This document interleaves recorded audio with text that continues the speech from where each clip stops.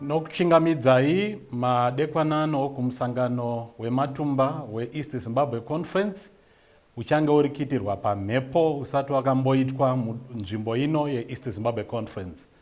Dingindira redu ratichange tichimhanya naro svondo rino inoti kutenda kunokurira. Rwiyo rwatichange tiri kushandisa inhamba 39 mushona rukariro urwo rwangu. Madekwanano ndoda kuchingamidza mutauri wedu achanga ari kutaura madekwanano. Zita ravo vanonzi Pastor Arnold Marunze, vanova mutungamiri we-East Zimbabwe Conference. Ndo vachataura kwatiri madekwanano. Vasati vataura, regerai tinamate pamwe chete. Muzita raBaba neremwanakomana neremweya mutsvene. Baba vedu vaivako variko vachauya zvakare kechipiri. Toda kukutendai nekuti matikokorodza kuti tihwe shoko richabva kuna Pastor Marunze. Shoko irode ringatirapa, ringava notisimudzira mukati mekutenda kwedu. Tonamata zvose tipara nezita raJesu mudzikinuri wedu anogara nekusingaperi. Amen.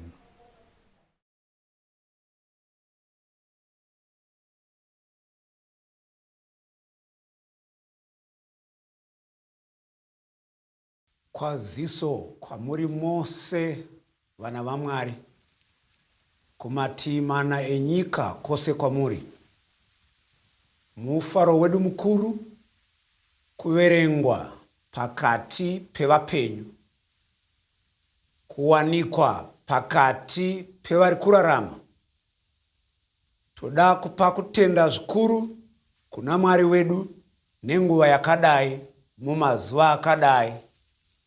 Mazuva anonetsa kunzwisisa, mazuva anonetsa kutsanangura, nekuti zvinhu zvakaita mapirinjanjanja munzwe womupangara. Nguva yatiri inguva yakasvodogoka, hudyu dzenyika dzose hapana chiri panzvimbo. Ndine mubvunzo mudiki panguva ino. Ndiani aimbofunga kuti zvakajairwa zvichabva chiriporipochwo, pouya zvisakajairwa tozozvijaira zvisina kujairika?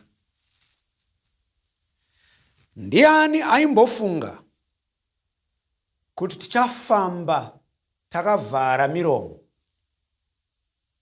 Taiziva kare kuti mbavha ndo dzaivhara kumeso kuti dzisazikanwa. Asi nhasi kutovhara kunotobatsira kuti upenyu huende kumberi. Ndiani aimbofunga kuti chikoro chinganetsa kuvhura? Gore rapera tine vakanga vari form 3. Vakava vachitotaura kuti rinouya ndinenge ndiri form 4. Rino racho gore vakangopinda kota imwe chete. Iko zvino vakamirira kunzwa kuti zvichanzi kudii. Chichavhurika here? Kana chikaramba, zvoreva kuti vachadzokorora. Taiziva kuti unodzokorora kana wakundikana. Zvino apa unogona kudzokorora, kwete nekuti watadza, asi nekuti nguva yakurambira. Ndiani aimboziva kuti tichanetseka mukufamba. Taisimbofamba uchiita saruraude chekukwira. Asi nhasi uno hausaruri chekukwira, unototsvaga chekukwira. Zvinhu hazvina kumira zvakanaka. Tadedereswa, tazezeswa nezvakatikomberedza nezuwira nyika. Kune denda recorona virus. Rapedza munhu wese matemukano. Mazano nemano apera. Denda iri rakavharisa mabhodha, rikavharisa makambani. Denda iri rikavharisa mabhizimusi, ravharisa zvose. Denda iri rapa mukana vamwe vanga vasina mukana, rikatorera vamwe mukana vanga vaine mukana. Inguva yatiri. Saka pamusangano wedu gore rino tine dingindira ratakatarisana naro rinoti mururimi rwemangerengere, the faith that conquers. Mururimi rwaamai, kutenda kunokurira. Musoro wenhawo tichataura nawo kwenguva pfupi yatiinayo pazuva ranhasi unoti, zvino zvazvadai nhasi ko mangwana. Zvazvadai nhasi ko mangwana. Ndine mibvunzo mishomanini. Zvazvadai nhasi ko mangwana. Zvazvadai mwaka uno ko mwaka unouya. Zvazvadai gore rino ko rinouya. Kune tsumo yatinotaura inotiyo kutsvakwe ndebvu varume tinodzimurana. Zvainoreva tsumo inotiyo mukuwirwa nenjodzi tinomairana kubatsirana kuti njodzi isamedza aiwira. Zvino njodzi zvayarova mabvazuva, ikarova madokero, yarova chamhembe, yarova maodzanyemba, yarova muchena, yarova mutema, yarova murefu, yarova mupfupi, yarova anayo mari, yarova asina, yarova anazvo zvinhu, yarova asina zvinhu. Hapana wayasiya. Saka todzimurana sei ndebvu dzese zvadzatsva. Zvinoreva kuti tiri pachidzvinyingo, tiri panguva yakaoma, tiri pangwecha, tiri padhonitoni. Regai tiende kutsamba. Tinonzwa kuti Mwari vanoti kudini. Tiri panguva inopisa, tiri panguva iri kurema, tiri panguva iri kurwadza. Tese tinotenderana naizvozvo. Titus chitsauko 2 verse 13 na 14.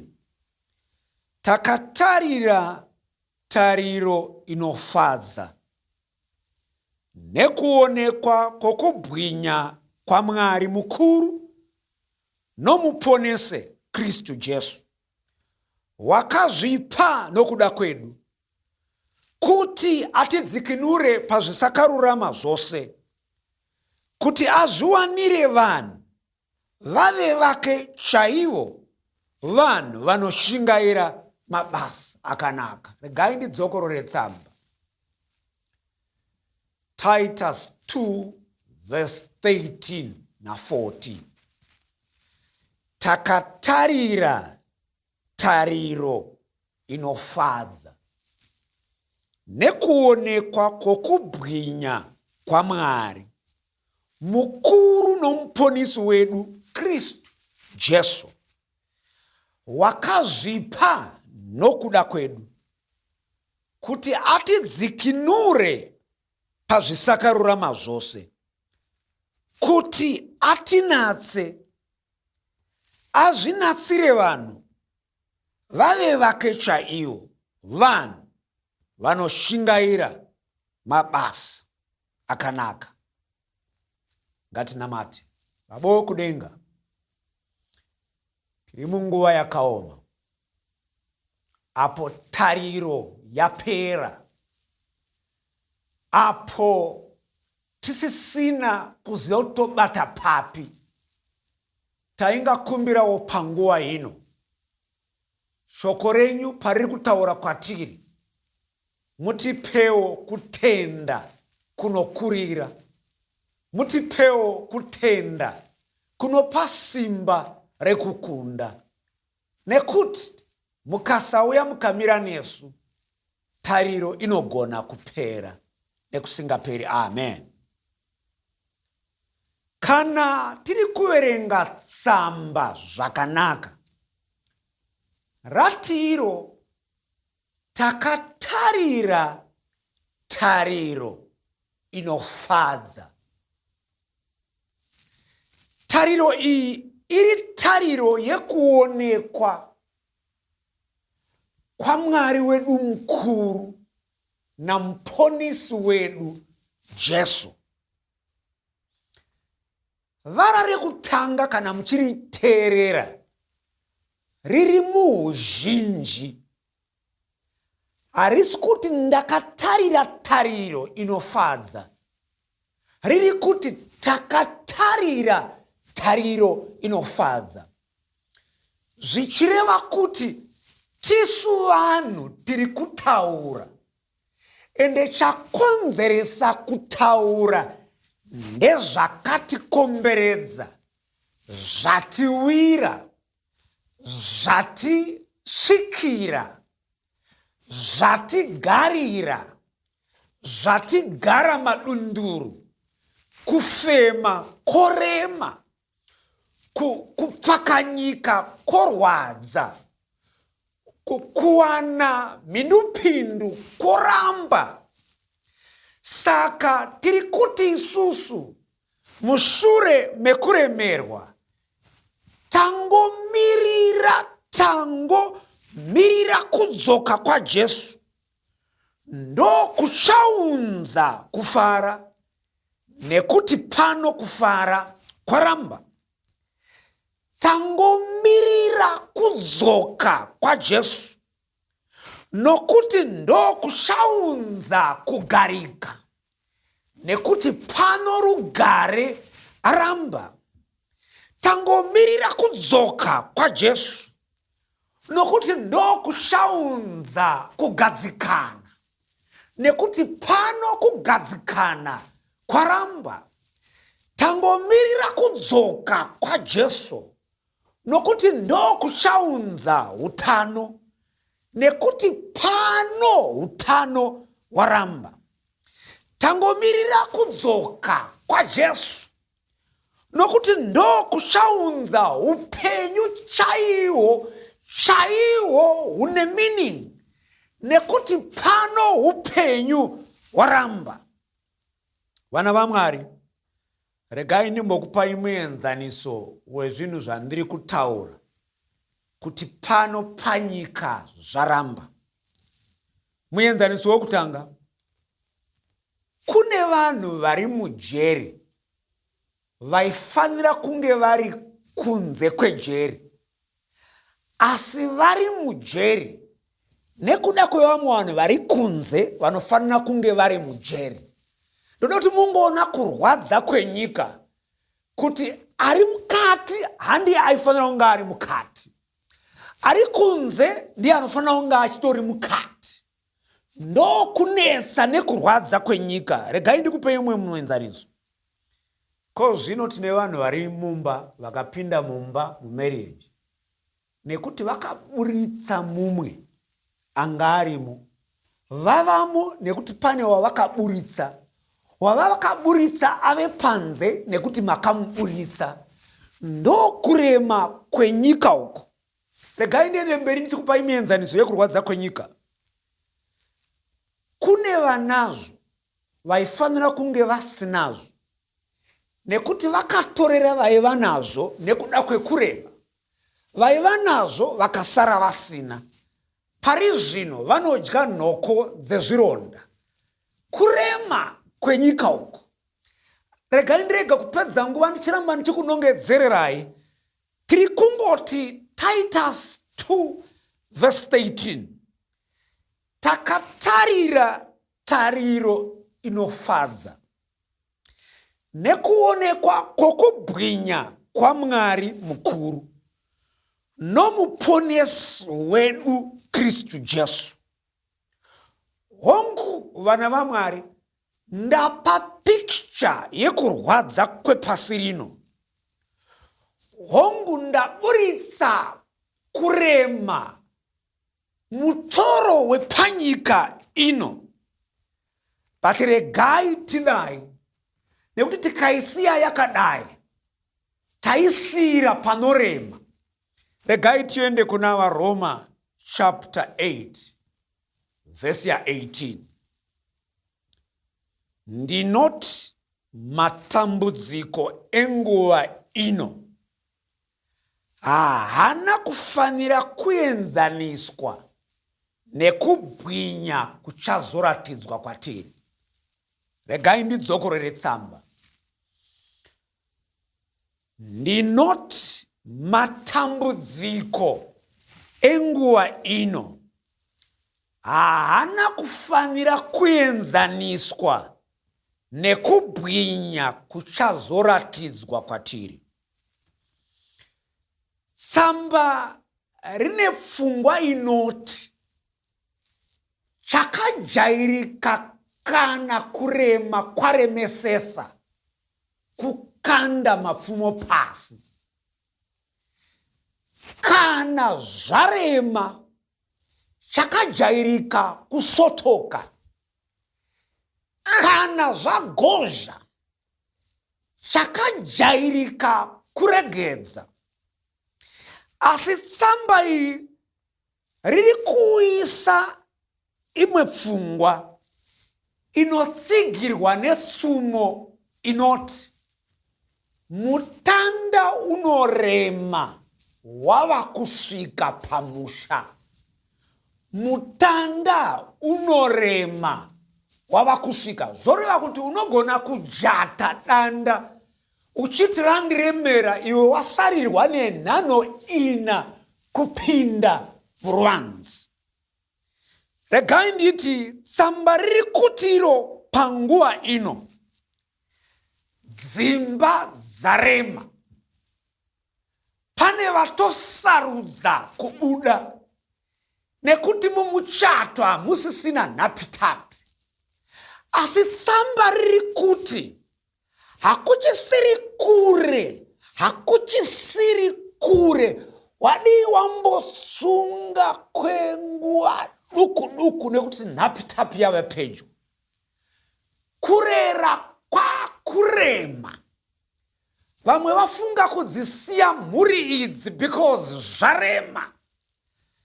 Tsamba riri kuti hapachina nhano dzakareba panguva yekuremerwa uku. Nekuti rudzikinuro rwava kutouya. Wadi wangoita hold on just for a while. Wadi wambomira wakabata kwekanguva. Tiri kuti hongu kurarama kwanetsa. Vamwe vanga vatofunga kugumisa upenyu. Tsamba riri kuti hakuchisiri kure kani mudikani. Yes, takafirwa, tiri kufirwa, pamwe wasara wawa wega. Uri kuti dai ndangochimbopedzisa wangu. Tsamba riri kuti tisava distracted nekukonzentreta zvakanyanya mukuremerwa. Nokuti manje iko zvino nenguva pfupisa. Chishona choti hapana nhapitapi inouya pasina nikitiki. Regai nditi kwamuri vana vaMwari, taremerwa. Asi nekukasika rudzikinuro ruri kuuya. Muponesi wedu Jesu ave pedyo nekuuya. Tariro yatinayo yoga. Our only hope is the coming of Jesus to end the suffering, kugumisa kuremerwa nekurwadziwa. Imagine, tafamba rwendo rwumukuremerwa kwenguva yakareba, hatingakandi mapfumo pakupedzisira, hatingarasi mbereko nekufirwa. Ndoda kuti kwamuri vana vaMwari, patiri kuenda kwevhiki rose takateerera, kwatiri kuenda kwevhiki rose tiri kunzwa mashoko eurudziro, echenjedzo, eyambiro. Ngatirambei takabata, tirambe takatarira, nokuti nokukasika